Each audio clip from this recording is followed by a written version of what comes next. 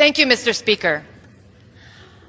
I'm a Jewish American woman who served for 20 years in uniform and continue to serve in the United States Congress. At the age of 17, when I entered the United States Naval Academy, I first took the oath to support and defend the Constitution against all enemies, foreign and domestic. I subsequently repeated that oath 6 times at every promotion in rank, and most recently when I had the honor to become a member of Congress. Is that not enough to prove my loyalty to our nation? I deployed 6 times, serving in 6 ships in the Middle East and Western Pacific, working under challenging conditions while operating complex weapon systems, overseeing nuclear reactors, driving ships, and ultimately commanding a combat-ready unit of 400 sailors. Is that not enough to prove my loyalty to our nation? In the first 3 years my husband and I were married, we spent almost 2 years apart so that we could both serve at sea and deploy 3 times. Is that not enough to prove my loyalty to our nation? Am I to look back on my military career and the sacrifices it meant for my family and remain silent in the face of people?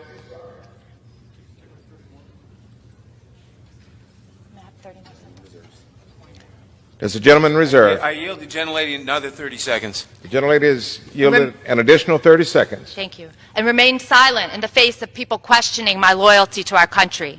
I believe that I speak clearly for all fellow Jewish veterans that this echoes of language that has been used to marginalize and persecute the Jewish people for centuries. The recent accusations of dual loyalty call into question the equal footing of Jewish members in elected office and, by extension, all Jews living in America. I'm proud to vote on this resolution in condemnation of this rhetoric. I yield my time. The gentlelady yields back. The gentleman from Georgia is recognized. Thank you, Mr. Speaker. And I would remind, I don't think my friend from New York would question my belief that what happened at Charlottesville or anywhere else was bad. I don't think he really meant that, Mr. Speaker, because I do believe it is bad, and I think what is bad is having to write this thing 7 days and having to figure this out. With that, I yield 3 minutes to the gentleman from New York, Mr. Zeldin. The gentleman from New York is recognized. Well, thank you, Mr. Speaker. Let's all be honest with each other. We are here today, right now, because of anti-Semitic rhetoric from one member of this chamber said again and again and again. We would not be on this floor right now otherwise to discuss this topic. If that member was a Republican, that member's name would be in this resolution, and this resolution would be all about condemning anti-Semitism, and it would be done so forcefully. That member in January had to apologize for talking about a hypnosis of Israel that they have over the entire world. That member had to apologize in February by saying that if you support Israel, it must be because you're bought off by Jews. That member called it an unequivocal apology, even though she filled it with equivocation. And now we're back again, this time by saying that if you support the U.S.-Israel relationship, that you must have pledged allegiance to a foreign government. Except this time that member is refusing to apologize. Even if you gave that member every benefit of the doubt that she had no idea what she was doing, why now wouldn't she be apologizing? Why would she be more emboldened to refuse an apology altogether? I apparently am giving Rep. Omar more credit than the Speaker is, because I don't believe she is naive. I believe that she knows exactly what she's doing. It is an American value, by the way, to have reasonable, legitimate criticism of a government, whether it be the U.S. government, Israel, or any other government. It is not an American value, though, to be hurling anti-Semitic rhetoric. Anti-Semitism must be condemned unequivocally and emphatically.